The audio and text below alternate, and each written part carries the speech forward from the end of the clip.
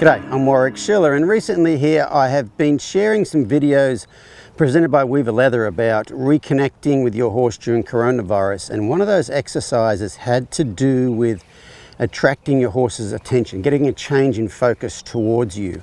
Not by putting pressure on them, but by curiosity, by attracting their attention, not driving them to you. And it's a very, very helpful exercise, but I've had a lot of feedback, people saying I couldn't get my horse's attention at all.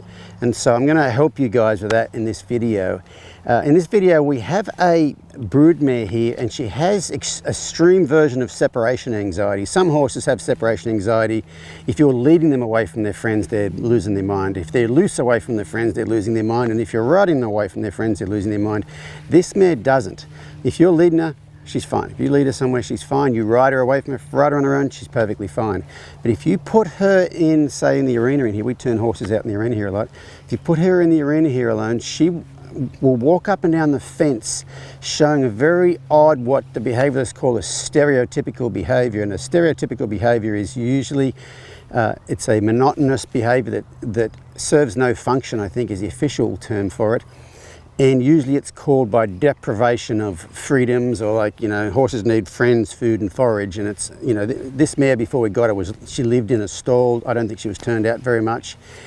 And so, you know, if you have a look at what she looks like here, she walks back and forth along the fence, paces along the fence a bit zombie-like, and bends her head at a right angle to her body. You know, some horses run around and scream and carry on. She just does this and will do it for hours if you were to leave her there. So what I've not felt in the past, like I had a good enough idea of what I could do to fix this without it being some sort of pressure, some sort of training. I didn't know how to help her with this, so I have not done anything with it. But what I thought I'd do is, I thought that exercise that I've been showing you guys, I'm going to try it with her and see if we can help with that. And so I'm going to show you the progression of that.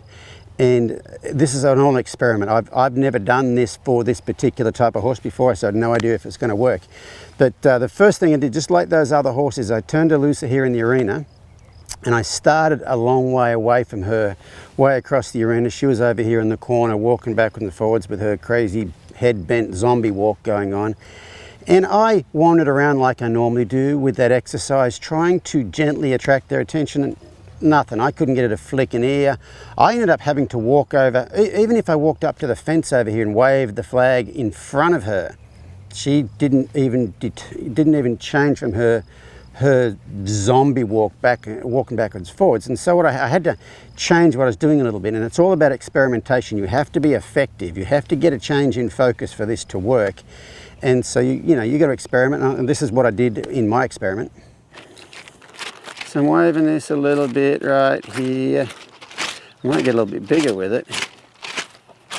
Right then, I thought she kind of flicked an ear towards me. I'm not really sure that she did. But you can see she's pretty fascinated by, you know, mentally she's pretty over there. I might actually walk up here to right there.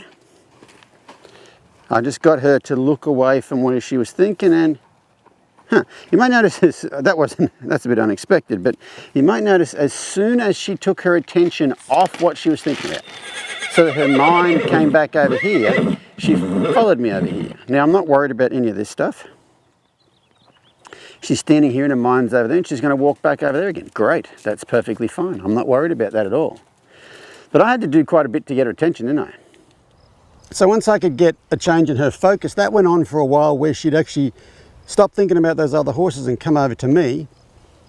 But then she'd be there for a bit and then she'd leave. But after a while, what started to happen was she'd leave, and then as she left, then she'd turn around and she'd come back. But did you see, she just made a huge change right then. She forgot about her friends over there. Now, if she looks over there, I'm going to look over there. By the end of day one, she was starting to get to where she'd change her focus herself. Instead of being fascinated, you know, there were some horses out that way and there's some horses out this way.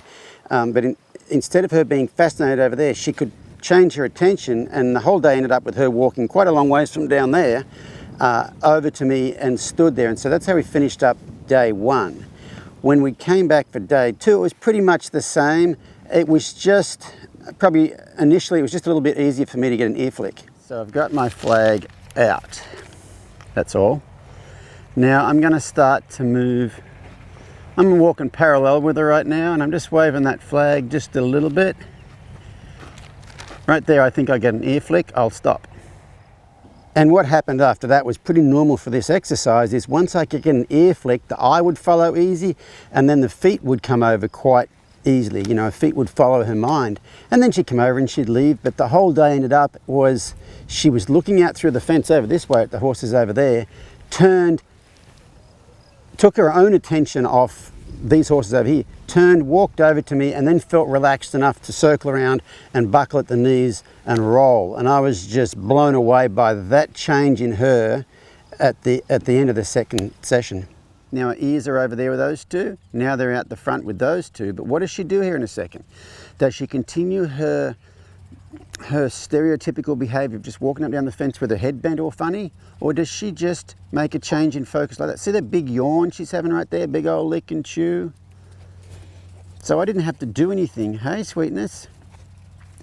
I didn't have to do anything to get her attention off those other horses that time. I have done at the start, but you might notice it's taken a lot less time today. And there, look, she's not worried thinking about me, and she's not thinking about them. And that's what I'm looking for.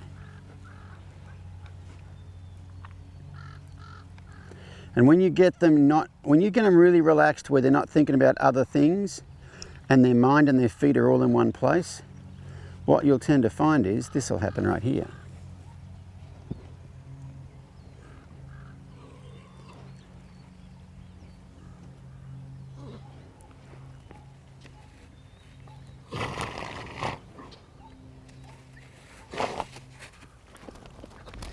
Day 3, she started out the same way she started out the first day. When I took her 2 friends off over to where we've been putting them over in that pen over there, she went back to the same behaviours she had before, but she had a new behaviour. She had her head shake in there too, so she's becoming a little bit more animated instead of just so monotonous and drone-like. And so what I did was I started a long way away from her, and I just thought I'd stand there and wait and see what happens. After a while, in her walking back and forth, she'd actually turn her head and look at me while she was walking without me asking her to do it. And it's not a big deal, a horse turning its head while walking, you know, looking at me while she's walking, except the fact it's a change in focus she did on her own. After a while of her wandering backwards and forwards and looking at me every once in a while, I thought I'd walk down and stand just a little bit closer and see what happened. Now her ears are on those other horses. I'm just going to walk this way. Now, right there, her right ear flicked towards me for a split second. I'll just stop. So she pulls her head out of there. She's looking out the thing. Her head comes and she looks at me and she... Okay, so I haven't done anything today. Can you see how... Hey, beautiful. How are you? Yeah. Can you see how different that is? This is where we ended up on day 2. And see, she gets distracted, but right then she whinnied but didn't run off. So that trot there just blew me away. She just came up there and she hung out with me, and that's where we finished that session, was just hanging out there together. And then day 4, it started out completely differently than any of the other 3 days it started out.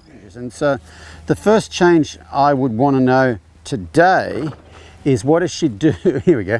What does she do when I turn her loose? Today's the first day when I've turned her loose and she has a big old lick and chew, hey darling. And she doesn't just walk over the fence and start pacing backwards and forwards.